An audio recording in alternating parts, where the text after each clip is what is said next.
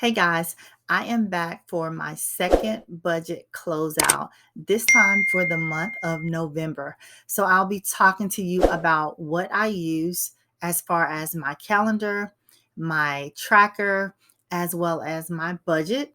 And if you want to see whether I was over or under in certain categories, stick around and keep watching. I also have a special surprise at the end that I'm super excited to announce. So let's get into the video. Hey guys, welcome back to my channel. My name is Kimberly, and on this channel, we talk about ways to unlock your financial freedom by incorporating planning, productivity, and personal finance into your daily routine so that you can level up your life by getting out of debt and taking control of your 24 hours. So if you want to learn more, hit the subscribe button and keep watching. Okay, I am secretly excited about these monthly budget closeouts. I didn't think I would be, but I kind of like it, you guys. I kind of like it. So I think this is one that I'm going to continue to do. Plus, it allows me to really look at my numbers at the end of the month. So let's jump right into it and let's talk about what I use. So I do use the Budget Mom's budget calendar right now, and I don't even think I can wait till the end of the video, you guys. I just want to let you know that I have updated my calendar and my budget, my monthly budget, and my expense tracker. So next month, you're going to see me using my own products, and I will no longer be using the Budget Mom's products. I love our products, but I've been wanting to do my own, so that's what I did, okay? So right now, it is on my Etsy shop, so I'll link that below. It's not on my website just yet, but it is on my Etsy shop. So I wanted to get that out the way. All right, so here's what I do first. I enter the dates on her calendar. So I print it off and I enter the dates, right? Once I enter the dates, then I go ahead and I insert all of my credit card due dates. And then I also insert all of my pay dates. Now, a lot of people enter their bills. I don't enter my bills because on my workspace, which is separate from my office, I have a workspace in my room. On my workspace, and I'll link that video below if you want to see my workspace, but I have a binder that has the calendar and the budget side by side. The budget already has dates on it, so I don't see the purpose of doing it twice. So I don't do that part, but a lot of people do. I just enter my credit card due date and my pay dates. I also will enter subscription dates if I need to remind myself to cancel a subscription. That's definitely going on there. And then sometimes I even enter birthdays. For example, you can see on here November 20th was my sister's birthday. So I may enter some other items as well, just kind of as a reminder. There's a little note section at the bottom. Well, I use it for notes. It's goals for the month, but I just jot down some notes. And you guys, excuse my handwriting, but it is what it is, right? All right, so on my new calendar that you guys are going to see next month, I do have a goal section and a to-do list section. So I will be using those sections on my calendar. All right, so this is the budget calendar, and that's how I use it. We're going to look at the expense tracker. Again, I print out the sheet. And what I do is I have my starting balance, which is always at least $1,000 because that's my cushion. I don't calculate my cushion into my budget. As far as when I'm doing my zero-based budget, I'm doing it based on my income. Okay, so the income is $4,776.38. So you can see that was deposited, and then I add up the balance in the far right column. You're going to see all of the transactions listed there for the month. And then, of course, once I list the transactions, I'll update the balance. All right. So these transactions are from my credit card. So all of my bills are on auto pay to my credit card, not to a debit card, to a credit card. So this is essentially my credit card expense tracker that you're looking at, right? I have on my community tab, I have 2 goals for 2023. I have more than 2, but I have 2 that I've posted. One of those is to get a $5,000 cushion. This amount will essentially make me 1 month ahead, which is what I'm trying to do. And then I have another goal to reach a $15,000 emergency fund. So check out the community tab to see those goals.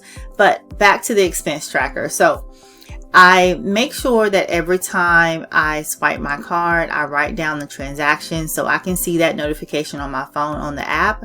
I don't wait until it clears, but I do go back and make sure that I pay it. And I don't carry a balance, you guys, each month on my credit card at all. So I make the transactions, and then I probably pay the card maybe once a week. So I'm not carrying a balance at all. So if you guys watch any of my videos, you know that I was in $30,000 of credit card debt. So I no longer want to do that. So hopefully, I don't think you guys can see my balance at the end. So anyway, my actual balance after all of the transactions is $1,027.60. Okay, so I actually had money left over. Now notice I calculated $1,005.02, so I was a little off again this month. I still have no idea where I'm going off at, but again, I don't go back and try to figure it out. So it is what it is. So I did not go over this month. I was on point, so I'm excited about that. So let's take a look at how I did. Now, this is something that I didn't talk about last month. I forgot to talk about it. So what items was I over and what items was I under on, or what categories I should say. So let's take a look. Now, I'm only talking about the variable expenses, obviously, because those are the ones that change. So my water bill, if you notice, it was under, so I didn't highlight it. The gas was under. Now, the one thing that I did go over on this month is groceries. So you can see I went over on groceries both times, but I was under on electricity, I was under on manicure or pedicure, and I was under on gas. So it all kind of balanced out. I didn't have to add any money to my cushion this month like I did last month, so I'm okay with that.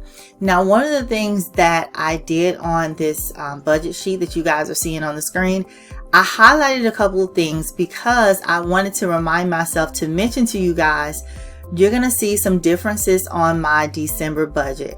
You're going to see a difference in Netflix. I did decrease my Netflix bill to $9.99 for December. You're going to see a decrease in my internet. So I mentioned this in my November budget with me.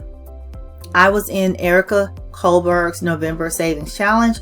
And one of the things that we had to do was we had to make a phone call to try to reduce one of our bills. So I decided to do the internet. So I got it down to $55 for the month of December and from here on out. And the current price is $63. So that's exciting. Another thing you're going to see in December is my groceries. I'm going to increase groceries to $125 for each time. So that's going to be a total of $250. You're going to see that change. I decreased my manicure and pedicure to $60 for the month of December. So you'll see that change as well. So I wanted to make sure I mentioned that to you guys. So I was over only on groceries and I was under in the other items. So that was pretty good for this month. So what you don't see in my budget, I thought I would throw this in here because some of you guys might be wondering, hey, why doesn't she have her cell phone bill in her budget or whatever? So here are some things that I want to mention to you guys. Health insurance and life insurance automatically comes out of my paycheck, so that's an automatic deduction. Same thing with my vision insurance and dental insurance. My cell phone, I put that as a business expense, so it comes out of my business account.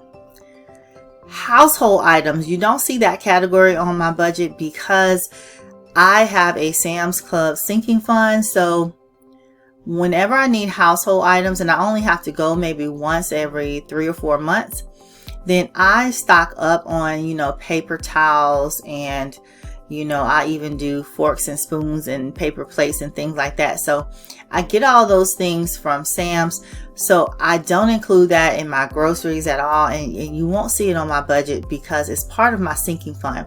Now, whenever I go to Sam's, I don't transfer that money from my sinking fund to my Varo account. I simply pay that Sam Club credit card balance from my sinking fund account, which is SoFi. Okay. Entertainment, you won't see that on there as well, because I typically have what's called a fund money sinking fund. And so anything like that comes from that. And then fast food, oh goodness, fast food is my weakness, you guys. But that typically comes from cash out money that I may get, or extra money, or sometimes even my fund money account. So you don't see those things on my budget for that reason. And I don't know if there's anything else. If there's anything else that you guys don't see on my budget and you want to know why, just ask me in the comments below. Now let's recap. These are the 3 sheets that I use every single month. Remember, you're going to be seeing some new sheets next month, so you won't see these at all. The first one is the actual budget sheet. And if you're watching this right now and you don't have a budget, please create a budget. You can use paper and pen. You don't have to use my products. You don't have to use the Budget Moms products, but create a budget. Okay.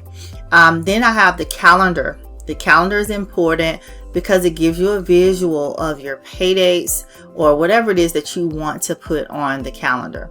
All right. Then you have your expense tracker. This is great because you can just make sure that everything is clearing as it hits your debit card or credit card, whatever it is that you have.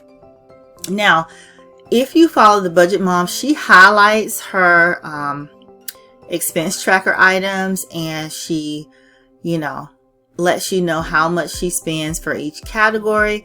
I don't do that. Maybe that's something I'll do in the future. I don't know. I'm undecided.